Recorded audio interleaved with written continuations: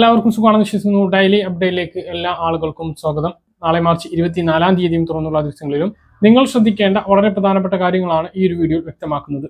Video വിശദാംശങ്ങളിലേക്ക് കടക്കുന്ന മുമ്പ് കൂടുതൽ ആളുകളിലേക്ക് ഇൻഫർമേഷൻ എത്താൻ ഷെയർ ചെയ്യുക, ലൈക്ക് ചെയ്യുക. ഫേസ്ബുക്കിലൂടെ കാണുന്ന ആളുകൾ ഫോളോ ചെയ്യുക. വീഡിയോയുടെ വിശദമായ വിവരങ്ങളിലേക്ക് വരാം. സ്വർണ്ണവില കുത്തനെ കുറയുകയാണ്.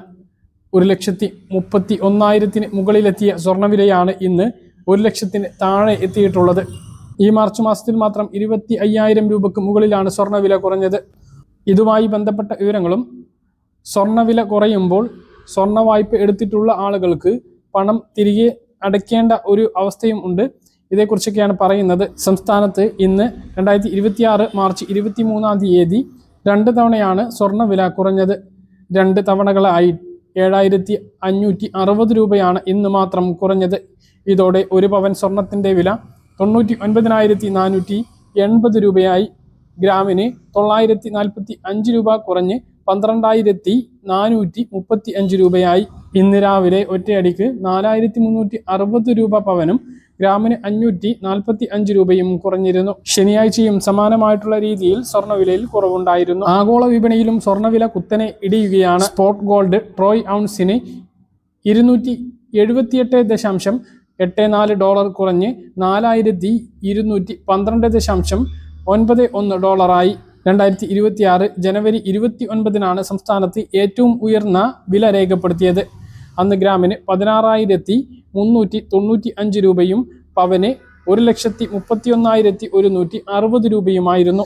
സ്വർണത്തിൻ്റെ വിപണി മൂല്യത്തിൻ്റെ 75% ബാങ്കുകൾ വായ്പ നൽകാറുള്ളത്. 22 ക്യാരറ്റ് സ്വർണമാണ് സാധാരണഗതിയിൽ പണയത്തിന് എടുക്കാറുള്ളത്. ഈ സ്വർണത്തിന് 75% വായ്പ നൽകാറുള്ളത്. വില കൂടിയ സമയത്ത് 1,00,000-ന് മുകളിൽ വരെ വായ്പ ലഭിച്ചിട്ടുള്ള ആളുകളുണ്ടാകും. അങ്ങനെയുള്ള ആളുകൾ സ്വർണ്ണവില കുറയുന്ന സമയത്ത് വായ്പയിലേക്ക് തുക തിരിച്ചടയ്ക്കുകയോ അല്ലെങ്കിൽ വായ്പ പൂർണ്ണമായും മാറ്റിവെക്കുകയോ ചെയ്യേണ്ടതായിരിക്കും. ഇതുമായി ബന്ധപ്പെട്ട് ബാങ്കുകളുടെ ഭാഗത്തു നിന്നുള്ള അറിയിപ്പ് ലഭിക്കുന്നതായിരിക്കും. ഇസ്രായേലും അമേരിക്കയും ചേർന്ന് ഇറാനെ ആക്രമിച്ചതിന് പിന്നാലെ നമ്മുടെ രാജ്യത്തെ ഏറ്റവും വലിയ പ്രതിസന്ധി പാചകവാതകത്തിലാണ്. വീടുകളിൽ ഗ്യാസ് സിലിണ്ടറുകൾ മുടങ്ങിയിട്ടില്ല എങ്കിലും മിക്ക സ്ഥലങ്ങളിലും ഹോട്ടലുകൾ ഭാഗികമായിട്ടെങ്കിലും പൂട്ടുവീണ അവസ്ഥയാണ്. തുറന്ന് പ്രവർത്തിക്കുന്ന ഹോട്ടലുകളിൽ തന്നെ നിശ്ചിത അളവിൽ മാത്രമാണ് ആഹാരം ലഭിക്കുന്നത്. രാജ്യത്തെ നിരവധി ആളുകളെ പട്ടിണിയിലേക്ക് തള്ളിവിടാൻ ഇത് കാരണമായിട്ടുണ്ട്. പാചകവാതക പ്രതിസന്ധി രൂക്ഷമായി തുടരുന്നതിനിടെ രാജ്യത്തെ LPG സിലിണ്ടറുകളിൽ നിറക്കുന്ന വാതകത്തിന്റെ അളവ് കുറക്കാനുള്ള ശ്രമം നടക്കുകയാണ്. 12.2 കിലോഗ്രാം തൂക്കം വരുന്ന സിലിണ്ടറാണ് നിലവിൽ വീടുകളിൽ ലഭിക്കുന്നത്. ഇത് 10 കിലോ ആയി കുറയ്ക്കാനാണ് കേന്ദ്ര സർക്കാർ ആലോചിക്കുന്നത്.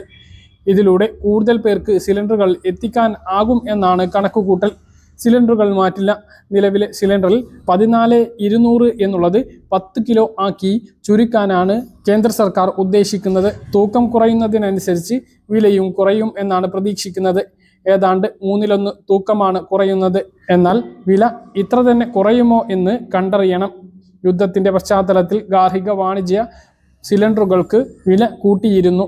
60 രൂപയാണ് വീടുകളിൽ ഉപയോഗിക്കുന്ന സിലിണ്ടറിന് കൂട്ടിയത് എങ്കിൽ മറ്റ് സിലിണ്ടറുകൾക്ക് 115 രൂപയാണ് കൂട്ടിയത്.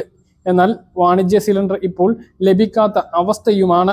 ഇതിന് പിന്നാലെയാണ് പാചകവാതകത്തിന്റെ അളവ് കുറച്ച് വില കുറയ്ക്കാൻ ആലോചന നടക്കുന്നു എന്നുള്ള റിപ്പോർട്ട് വന്നിട്ടുള്ളത്. ഇക്കണോമിക്സ് ടൈംസ് ആണ് ഇത് സംബന്ധിച്ച റിപ്പോർട്ട് പുറത്തുവിട്ടിട്ടുള്ളത്. കമ്പനികളുടെ കണക്കനുസരിച്ച് ശരാശരി ഒരു കുടുംബത്തിന് 14.2 കിലോഗ്രാം സിലിണ്ടറിന് 35 മുതൽ 40 ദിവസം ഉപയോഗിക്കുന്നുണ്ട്. 10 കിലോഗ്രാം ആക്കിയാൽ ഏകദേശം 1 മാസത്തേക്ക് ഇത് ഉപയോഗിക്കാനാകും. അതേസമയം LPG ബുക്കിംഗ് ഇടവേള 25-ൽ നിന്നും 45 ദിവസമാക്കി നിലവിൽ വർദ്ധിപ്പിച്ചിട്ടുണ്ട്. അളവ് കുറക്കുന്നതിനോടൊപ്പം ഇടവേള കുറച്ചില്ല എങ്കിൽ 10 കിലോഗ്രാം സിലിണ്ടർ 45 ദിവസം വരെ ഉപയോഗിക്കേണ്ടിയും വരും. അളവ് കുറയ്ക്കാനുള്ള നിർദ്ദേശം സർക്കാർ പൂർണ്ണമായും അംഗീകരിച്ചാൽ വോട്ടിംഗ് പ്ലാനുകളിൽ തൂക്ക സംവിധാനം പുനഃക്രമീകരിക്കും. അളവ് കുറച്ചത് സംബന്ധിച്ച് പുതിയ സ്റ്റിക്കറുകൾ സിലിണ്ടറുകളിൽ പതിക്കുകയും ചെയ്യും. വില ആനുപാതികമായി കുറയുമെന്നും കമ്പനികൾ പറയുന്നു. LPG ലഭ്യത കുറയുന്നതിനാൽ അടുത്ത മാസ വിതരണം കൂടുതൽ വഷളാകുമെന്നും അത് പരിഹരിക്കാൻ ഇത്തരം മാർഗങ്ങൾ ആശ്രയിക്കുകയല്ലാതെ മറ്റ് വഴിയില്ല എന്നും കമ്പനികൾ മുന്നറിയിപ്പ് നൽകുന്നു. പ്രതിദിനം 93,500 ടൺ LPG ആണ് ഇന്ത്യയിൽ ഉപയോഗിക്കുന്നത്. ഇത് 80,400 ടൺ അഥവാ 86% വീടുകളിലും ബാക്കി 14% വാണിജ്യ ആവശ്യങ്ങൾക്കുമാണ് ഉപയോഗിക്കുന്നത്. രാജ്യത്ത് 40% മാത്രമാണ് ഇത് ഉൽപ്പാദിപ്പിക്കുന്നത്. ബാക്കി 60% ഇറക്കുമതിയെ ആശ്രയിക്കുകയാണ്. യുദ്ധത്തിന് മുമ്പ് ഗൾഫിൽ നിന്നും ഇതിന്റെ 90% കൊണ്ടുവന്നിരുന്നു. എന്നാൽ ഹോർമോസ് കടലിടുക്ക് അടച്ച് പ്രതിസന്ധിയായതോടെ ഈ ഒരു അവസ്ഥയിലേക്കെത്തി. ഇതിന് ശേഷം 3 ടാങ്കറുകൾ ഇന്ത്യയിലേക്ക് ഇറാൻ കടത്തിവിട്ടിരുന്നു. അപ്പോൾ വളരെ പ്രധാനപ്പെട്ട ഒരു അറിയിപ്പാണ് ഗ്യാസ് സിലിണ്ടറുമായി ബന്ധപ്പെട്ട് വന്നിട്ടുള്ളത്. ഏറ്റവും പുതിയ അറിയിപ്പ് പ്രകാരം ഇപ്പോൾ നമുക്ക് വീടുകളിൽ ലഭിക്കുന്ന 14,200 കിലോഗ്രാം തൂക്കം വരുന്ന സിലിണ്ടറിന് പകരം 10 കിലോഗ്രാം ഗ്യാസ് ഉള്ള സിലിണ്ടറുകളായിരിക്കും ലഭിക്കുക. അപ്പോൾ അതിനനുസരിച്ച് വില കുറയും എന്ന് പറയുന്നുണ്ട്. എങ്കിലും എത്രയാണ് കമ്പനികൾ കുറക്കുക എന്നറിയില്ല. മാത്രമല്ല ഓരോ സിലിണ്ടറിൽ നിന്നും 4.2 കിലോഗ്രാം ഗ്യാസ് കുറയുന്നതോടുകൂടി ഗ്യാസ് വേഗത്തിൽ തീരും. അപ്പോൾ വീണ്ടും സിലിണ്ടർ പെട്ടെന്ന് നിറയ്ക്കേണ്ടിയും വരും. ഈ ഒരു സാഹചര്യത്തിൽ ഡെലിവറി ചാർജ് അപ്പോഴും നൽകണം.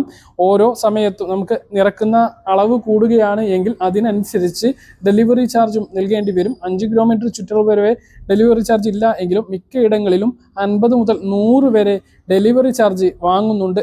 ഇന്നത്തെ ഒരു അവസ്ഥയിൽ എങ്ങനെയെങ്കിലും ഗ്യാസ് സിലിണ്ടറുകൾ ലഭിച്ചാൽ മതി എന്നുള്ള അവസ്ഥയിൽ ആരും വിതരണക്കാരോട് തർക്കിക്കാനും നിൽക്കുന്നില്ല. ഇതാണ് അവസ്ഥ.